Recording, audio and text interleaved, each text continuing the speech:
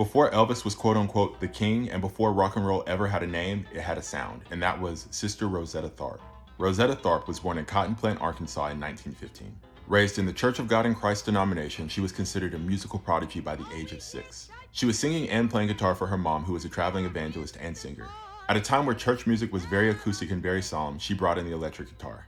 This mixed bluesy rhythmic energy with power chords, distortion, and backbeat. This captivated worldly audiences and became the foundation for what we know as rock and roll.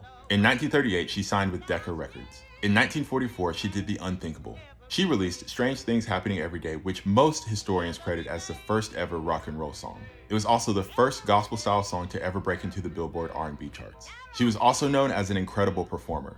Her MO was to play her white Gibson SG guitar behind her back or with her teeth.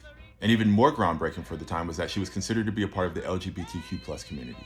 Without her, there is no Elvis Presley, who modeled his sound and stage presence after her. Chuck Berry's guitar style would not exist. Little Richard, who as a teenager opened for her, would be without his inspiration. Johnny Cash would have been without his favorite artist that he grew up listening to. And artists like Aretha Franklin, Eric Clapton, and Keith Richards would not be the artists that we know them to be today. Her massive impact almost immediately became pushed aside as rock and roll became whitewashed. In 2018, she was finally inducted into the Rock and Roll Hall of Fame as an early influence. So the next time you hear a rock song, just remember, Rosetta Tharpe's legacy is tied to that.